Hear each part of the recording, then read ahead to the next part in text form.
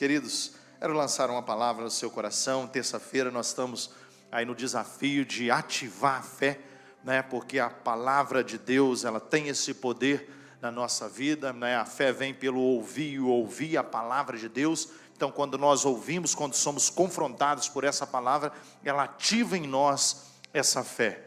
Abra sua Bíblia aí em 1 Coríntios capítulo 1.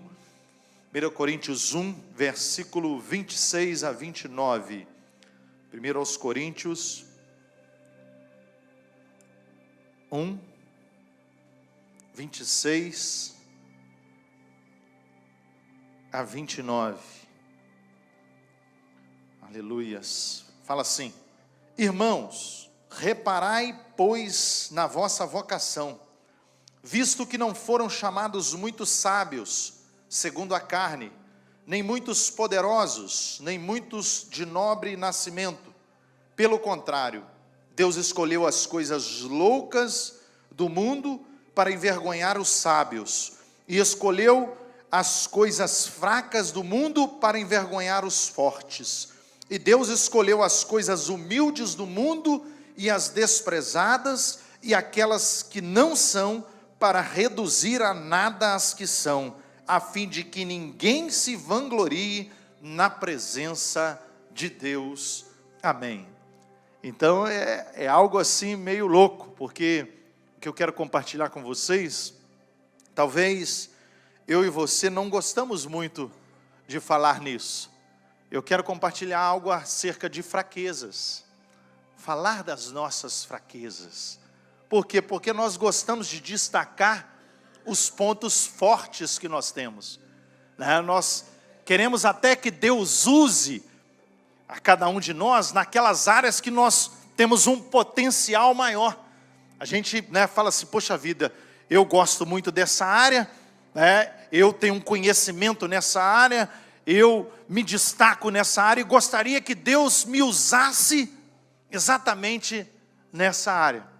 Mas e se Deus fizer ao contrário?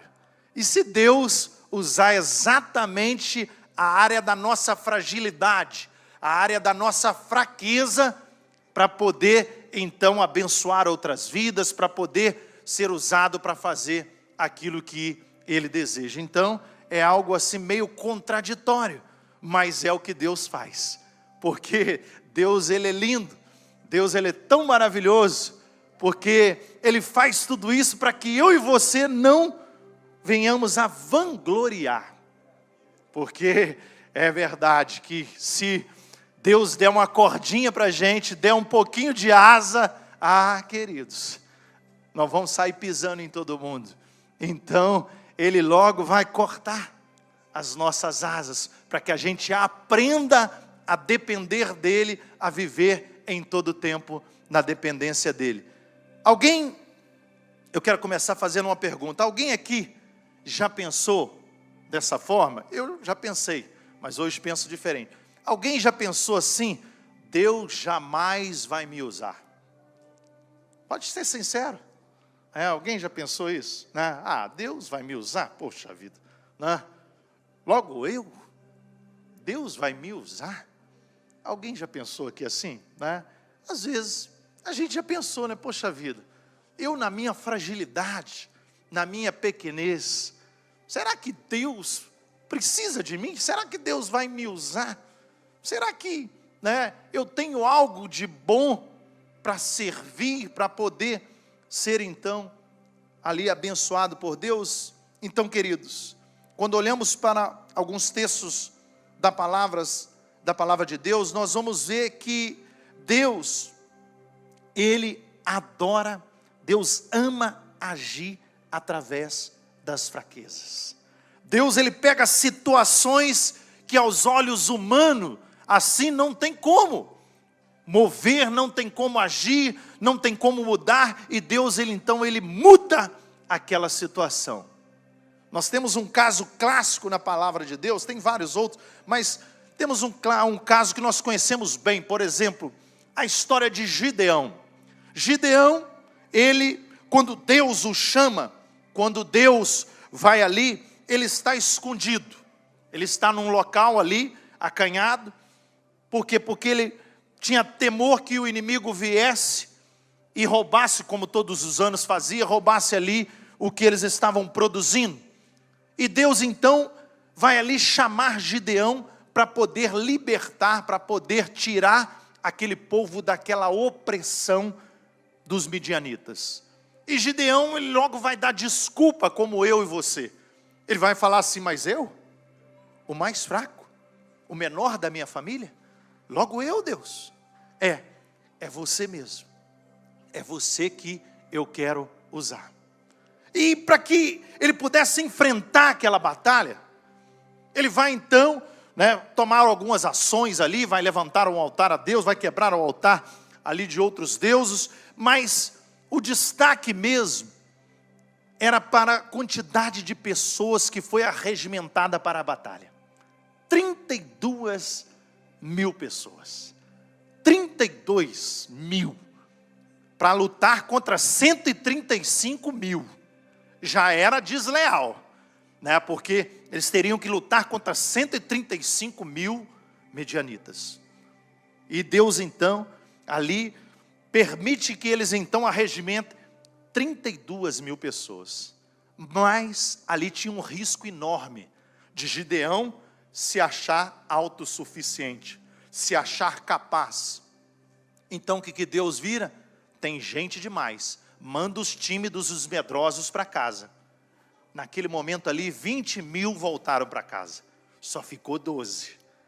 Ali foi uma limpa já, mais da metade voltou para casa. Os tímidos, os medrosos podem ir embora para casa, mas ainda tinha muita gente. 12 mil já era uma covardia, mais de 10 por 1, 135 mil contra 12, já era mais de 10 por 1. Mas Deus, ele vai levar ele numa situação ali para beber água, leva o povo, os soldados para beber água, e ali Deus separa 300. Poxa vida, sabe quanto que dá essa conta? Quanto o exército do inimigo? Dá um homem para cada 450 inimigos. Um homem para cada 450. Aí Deus falou: agora tá bom, agora o negócio tá bom, porque agora eles vão saber que foi eu que fiz, não foi eles que fizeram. Então Deus, ele é especialista em ver uma situação que aos olhos humanos não tem jeito, e ele vai e transforma aquela situação. Mas para isso, eu e você precisamos acreditar, precisamos crer que Deus faz essas coisas aqui que nós lemos, que Deus, ele pega os sábios, ele confunde os sábios, que Deus, ele pega os poderosos, que Deus, na verdade, reduz essas pessoas, e aqueles mais insignificantes, mais simples, mais humildes, é esse que Deus quer usar. Aí você escolhe, se você é uma pessoa que depende de Deus. Por quê? Porque Deus, ele tem uma perspectiva diferente da fraqueza. Quando eu e você temos a coragem de ir para Ele e falar assim: Senhor, eu preciso de Ti. Senhor, se o Senhor não for comigo, eu não conseguirei, não tem jeito. Se a gente tiver coragem de ir para Deus e reconhecer a nossa dependência dEle, Ele, a partir daí então, Ele começa a manifestar o poder dEle, Ele começa a agir, e a situação então é transformada. Quem aqui já se viu numa situação que falou assim: agora é o fim, não tem mais jeito? Quem aqui já se viu numa situação assim? Eu já me vi em algumas, Poxa vida, agora já era, agora não tem mais jeito. Mas aí, naquele momento ali, a gente vai para os pés do Senhor. Naquele momento ali, a gente se derrama na presença dEle, e é ali que Ele então começa a manifestar. Por quê? Porque Deus, ele é assim. Deus, ele age de forma oposta àquela que eu e você esperamos. Nós esperamos, José, que Deus, ele possa usar a nossa força. Eu sou forte, jovem, eu sou forte, Deus então vai usar a minha força para que eu vença o inimigo. Mas Deus usa a nossa fraqueza para poder confundir os sábios, os poderosos. Na hora que ninguém mais espera, Deus vai e age naquela situação e fala: poxa vida, e aí? É para confundir. Deus é esse Deus. que faz todas as coisas. Então, eu e você precisamos confiar verdadeiramente. Por quê? Porque eu não posso ser autossuficiente. Se eu confiar na minha força e me achar autossuficiente, aqui o texto de Paulo, vou falar bastante de Paulo, porque Paulo tinha tudo para se vangloriar. Ele tinha tudo. O currículo dele era invejável. O homem tinha uma posição, né, que realmente ele poderia se vangloriar. Mas o nosso Deus é muito sábio. Ele sabe disso. Ele sabia que Paulo corria um risco enorme de se vangloriar. Então ele fala, eu preciso quebrar esse cara. Eu preciso dar uma quebrada nele, porque se eu não quebrar, né, ele vai cair, a queda dele vai ser feia.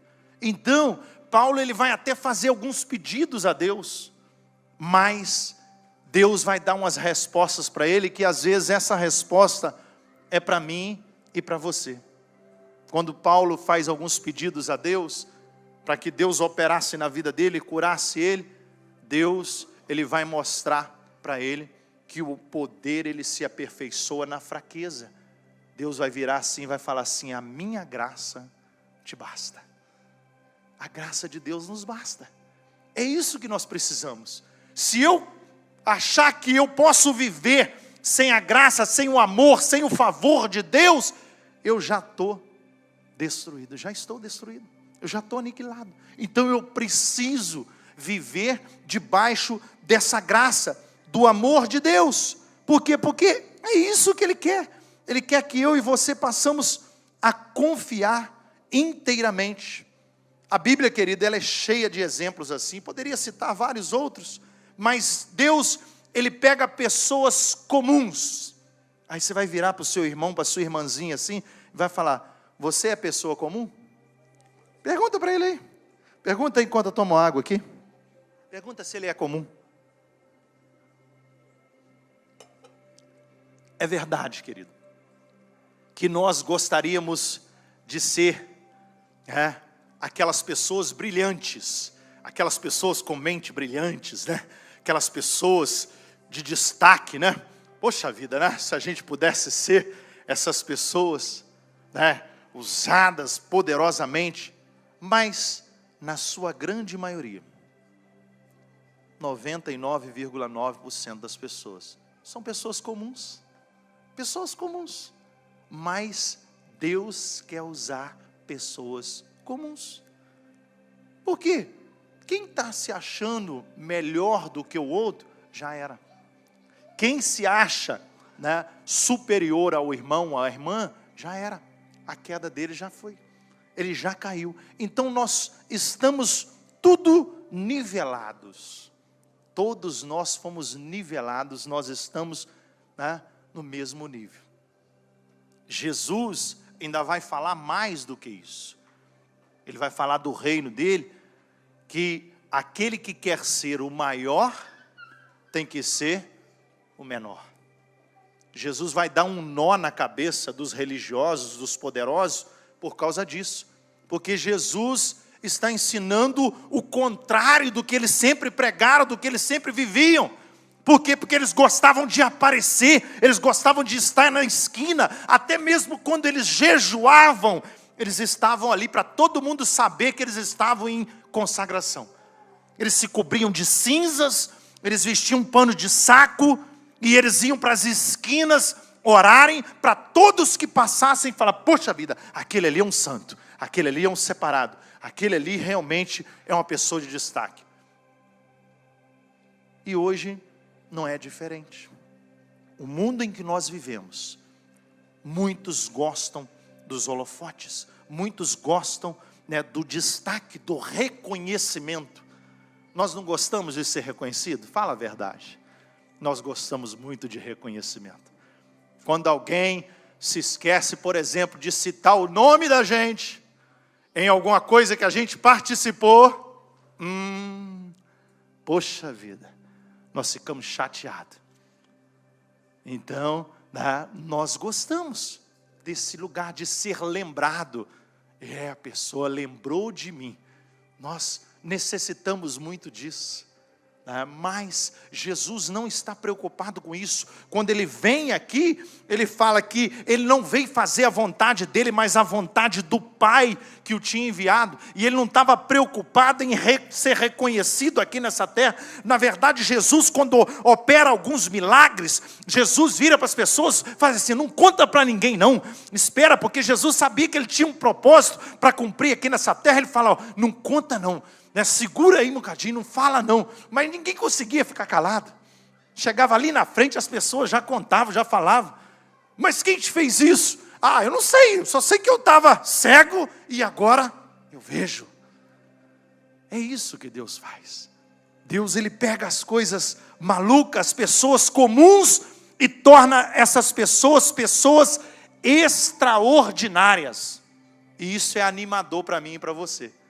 Nós falamos um para o outro que nós somos comuns. Mas se ele pega pessoas comuns e transforma em pessoas extraordinárias, opa, então eu posso me animar, ué? Tem uma chance para mim? Poxa vida, né? Quem sabe, né? Eu posso aí ser usado por Deus. Então tem uma oportunidade para mim e para você. Deus, ele dá uma oportunidade para mim e para você. E nós precisamos entender que fraqueza, querido, é algo que Deus, ele permite que eu e você passemos por ela ou herdamos ela, mas é algo que eu e você não conseguimos alterar. O apóstolo Paulo, ele por si próprio, aconteceu várias outras situações. Aquele homem foi dado como morto em outras situações. Ele levou uma picada de uma serpente, não morreu. Várias outras situações, náufrago, viveu ali naufrágios, várias situações. Mas aquela ali Deus precisava segurar na vida dele. Aquela ali Deus não podia soltar. Por quê? Porque era aquilo que mantinha ele com o foco nas coisas de Deus. Porque ele precisa depender de mim. Ele precisa saber que o poder é aperfeiçoado na fraqueza. Quando o apóstolo Paulo vai falar aquele versículo que todos os cristãos gostam de citar, que é: posso todas as coisas naquele que me fortalece. A gente vê isso por aí nos carros, vê para todo lado, mas ninguém está entendendo o que ele diz antes.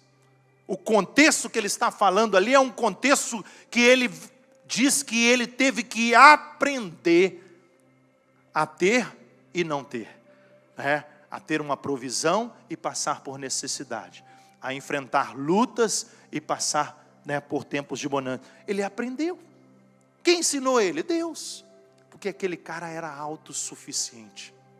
Ele perseguia cristãos, ele lançava cristãos na prisão, ele tinha um ódio muito grande, Então isso, Deus, quando ele vai trazer aquele homem, Jesus vira para ele assim: pode deixar, porque esse aí para mim é um vaso escolhido para levar o meu nome. Eu vou mostrar a ele o quanto ele tem que sofrer pelo meu nome. O próprio Jesus, quando tem um encontro com ele, mostra a ele. E tem situações de fraquezas que nós gastamos tempo pedindo a Deus que retire ela de nós. A gente gasta tempo: Deus, tire isso de mim. Deus, eu não quero isso, não quero conviver com isso. Mas Deus, ele é muito sábio. Ele sabe verdadeiramente o que nós necessitamos. Nós não gostamos de sofrer. Quando fala em sofrimento, nós estamos aí, às portas da sexta-feira, onde é lembrado a paixão de Cristo. Jesus, ele tinha em mente tudo aquilo que ele precisava passar. Ele sabia que Deus tinha chamado ele para viver tudo aquilo. Mas todos nós sabemos que não foi fácil ele enfrentar aquilo ali. Ele realmente teve que ter ali uma entrega profunda. Quando ele vai para o Getsêmani orar, realmente é uma dor ali que não tem como calcular. Por quê? Porque ele está sentindo a minha dor e a sua dor. Ele está passando por aquele momento ali, sabendo que ele ia carregar o pecado de toda a humanidade. Mas ele vai até ali por amor a mim e a você. ele vai até aquela cruz. Ele poderia ter 1000 razões para rejeitar, porque nós não merecíamos, mas ele continua aquilo que Deus chamou ele para fazer. Então Deus, querido, ele irá nos usar se nós nos deixarmos ser trabalhado por meio das nossas fraquezas. Pastor, como que Deus vai trabalhar na minha vida? Como que Deus vai agir através da minha vida? Primeiro, você precisa admitir as suas fraquezas. Admita que você é fraco. Segundo, confesse essas imperfeições, porque só admitir não adianta. Tem gente que admite, não, realmente eu sou, mas, né? Confesse essas fraquezas. Pare de fingir, eu acho que a Cristina falou isso aqui, né? Vida de aparências, né? Vida de aparências. Domingo eu estava lá no São Joaquim, fui ministrar a ceia lá. Vida de aparências, nós gostamos muito dessa vida de aparência. Na verdade, nós vivemos dias hoje em que, né, as pessoas estão vivendo vida de aparências. As redes sociais estão cheias de aparências que não falam, não dizem, não condizem com a verdade. Na rede social está todo mundo sorrindo, está todo mundo tirando selfie ali, foto, está todo mundo muito bem, mas não é verdadeiramente o que a pessoa está passando. Vai saber o que se passa na vida, na família, nos negócios, na vida da pessoa. Então nós precisamos também ser honesto conosco mesmo. Por quê? Porque Deus já sabe que a gente está fingindo. Não tem jeito de enganar Ele. Nós precisamos ser honestos conosco mesmo. Porque eu posso até enganar você, Altimar, mas Deus não tem jeito de enganar. Então eu preciso ser honesto, reconhecer verdadeiramente. Se a gente conseguir fazer isso, se a gente conseguir viver essa vida de transparência, de humildade, de reconhecer, nós vamos dar um salto muito grande. Tem 2 frases na palavra de Deus, 2 entendimentos, um de Pedro e um de Paulo. Jesus ali, num certo momento, os discípulos estão discutindo ali, Jesus faz uma pergunta para os discípulos: quem o povo diz que eu sou? Jesus fez essa pergunta para eles. Aí uns falando que é isso, outros falando que é aquilo. Pedro se levanta e fala assim: tu és o Cristo. Tu és o Cristo. Aquele que haveria de vir, tu és o Cristo. Aí Jesus fala: poxa vida, não foi carne que te revelou não. Uma revelação dos céus. Ele reconhece que Jesus é um enviado. Essa é uma revelação que Pedro recebeu. Ele reconheceu que Jesus era o Cristo. Agora tem uma revelação que Paulo, ele vai falar assim: nós também somos humanos como vocês. Paulo está no momento onde Deus usa ele para uma cura. Deus está operando através da vida dele. Deus está agindo através da vida dele. Só que naquele momento ali que Deus age na vida dele, aquelas pessoas que estavam ali ao redor, aquelas pessoas que presenciaram aquilo ali, quiseram idolatrar ele, quiseram fazer dele um Deus. Ele falou: para com isso. Ele rasgou as suas vestes, diz o texto em Atos 14, ele rasga as suas vestes naquele momento ali e fala: nós somos homens igual a vocês. Ele está reconhecendo que ele era humano, que ele dependia de Deus, que quem fez aquilo foi Deus, não foi ele. Quando Deus, ele age através de nós, será que nós queremos o nosso reconhecimento, a glória para a gente, ou a gente tem a humildade de fazer como o apóstolo, de rasgar as nossas vestes e dizer que nós somos humanos? Queridos, nós somos humanos. Todos nós aqui temos fome, temos sono, cansamos, ficamos tristes, choramos, passamos por dificuldades, lutas, Pastor, mas você passa por luta? Ah, queridos, lógico que passamos. Todos nós passamos, enfrentamos. A diferença é como eu passo por esse momento. Como eu enfrento esses momentos. Reconhecendo que Deus ele vai me sustentar ou me buscando força em mim mesmo. Me achando autossuficiente. As pessoas que se declaram autossuficientes, chega em um determinado momento que elas cansam. Chegam lá na frente, a pessoa acaba se entregando, ela não consegue. Então, nós vamos, rapidinho aqui para a gente ir fechando, olhar para isso que Paulo está vivendo, e pensar o seguinte, Paulo ele vai falar assim, eu me regozijo na minha fraqueza. Ele se alegra na fraqueza dele. Loucura, né? Olhar, ler e falar assim, eu estou alegre com a minha fraqueza. Poxa vida, hein? Paulo está maluco, só pode estar doido. Falar que ele estava se alegrando com as fraquezas dele, por quê? Porque nesse momento ele estava sendo aperfeiçoado. Nesse momento ele está sendo moldado, nesse momento ele está sendo trabalhado, nesse momento Deus está agindo através da vida dele. Por quê? Porque não é ele quem faz é Deus na vida dele. Então por isso que ele está se regozijando na fraqueza. Nós queremos muitas das vezes aquela oração assim, Senhor, eu quero ser liberto dessa fraqueza. Não é possível. Nós quando oramos, por exemplo, para uma pessoa que tem um determinado vício, nós oramos para uma pessoa, a pessoa fala, não, agora eu estou liberto. Aí a pessoa vai embora, amanhã você olha, a pessoa cai de novo. Ela não suporta e cai de novo. Nós achamos que aquela oração ali, ela vai resolver uma situação, mas nós temos até instruído algumas pessoas. Por quê? Porque logo em seguida que essas pessoas caem, elas vêm nos procurar, chorando, elas vêm nos procurar, toda arrebentada, né, Claudão? Elas vêm pedir ajuda de novo, e nós temos instruído essas pessoas, para que elas possam confessar as fraquezas dela, ela confessar a tentação ao invés de confessar o pecado.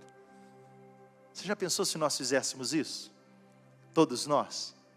Ah, rapaz, eu estou com a vontade de pecar agora. Ô, Claudão, me ajuda, rapaz, porque eu estou com a vontade de fazer um negócio agora, de vontade de fazer ora por mim aqui. Se a gente fizesse isso, nós íamos evitar muitas tragédias, muitas coisas terríveis. Mas nós gostamos de apontar o dedo para esses que estão no vício. Mas a Geisa destacou aqui um negócio aquele dia, né, Geisa? A Geisa falou que às vezes as pessoas não sabem, mas nós temos alguns vícios. Nós somos cheios de vícios. Pastor, somos. Nós temos vícios. Só que o nosso vício, muitas das vezes as pessoas lá de fora não estão vendo. Elas não sabem. Elas não nos conhecem na intimidade. Tem pessoas, querido, viciadas nos mais diversos, Hoje, nós estamos aí na era digital, e isso aí é um vício terrível, tem pessoas doentes verdadeiramente, e a gente precisa se policiar todos os dias, porque senão a gente cai nessa rede aí também, e isso tira tempo com Deus, isso tira comunhão em família, isso nos afasta realmente do propósito de viver o propósito de Deus aqui nessa terra. Então nós precisamos reconhecer as nossas fraquezas. Tem uma frase que fala assim, nossas fraquezas previnem a arrogância. As nossas fraquezas previnem a arrogância. Por quê? Porque se eu me acho forte, eu me torno arrogante. Então, é uma prevenção, elas nos mantêm humildes. E Jesus, quando vai falar das bem-aventuranças, o primeiro que ele fala ali é dos humildes. né, de pessoas simples, de pessoas humildes. Bem-aventurado, feliz. Então, nós precisamos disso. E eu e você precisamos tirar alguns exemplos da palavra de Deus. Eu falei de Gideão, e eu vou fechar contando de mais um, Jacó. Jacó era um cara que nós conhecemos a história e sabemos que desde o seu nascimento, desde a sua infância, desde ali a sua juventude, ele foi um cara trapaceiro, um trapaceador, né? Um cara que, né, queria levar vantagem em tudo. E ele viveu dessa forma durante um bom tempo, até que ele enfrenta uma situação adversa, que ele rouba ali do irmão, quando o pai está já pronto a partir, o momento do pai abençoar, ele então, juntamente com sua mãe, ele engana o pai o abençoa, e naquele momento ali Jacó teve que fugir. Ele fugiu, ficou 20 anos correndo. Lá ele encontrou alguém que fazia com ele o mesmo que ele fazia com as pessoas, porque é assim que acontece na nossa vida. Só que chega o momento de Jacó ter um encontro com Deus. E no encontro com Deus, Jacó, né, ele comete um erro, mas esse erro, essa fraqueza, consertou a vida daquele homem. Ele vira para o anjo, segura o anjo ali e fala: eu não te deixarei enquanto você não me abençoar.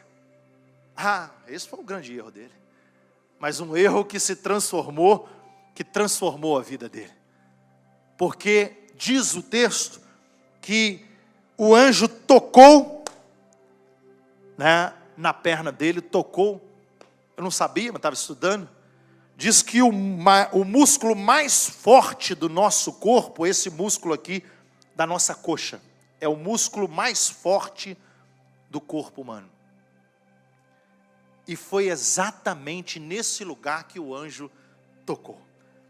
No lugar mais forte que ele tinha, que ele possuía. Para quê, pastor? Para ele aprender a depender de Deus o resto da vida. Aquele homem ficou mancando o resto da vida. Nunca mais, Sueli, ele pôde correr. Por quê? Ele não conseguia correr. Nunca mais ele pôde correr. Porque Deus marcou ele exatamente no ponto mais forte da vida dele. Ele ficou debilitado e dependente de Deus, mas aquilo ali transformou a vida dele. Aquilo ali mudou a história dele. Existiu um Jacó antes e após Deus muda o nome dele, ele se torna então Israel. É Deus, querido, que faz isso. Naquela área, exatamente naquela área que eu me acho bom, que eu me acho melhor, autossuficiente, forte. É nesse lugar que Deus quer tocar. Nesse lugar que Ele vai tocar.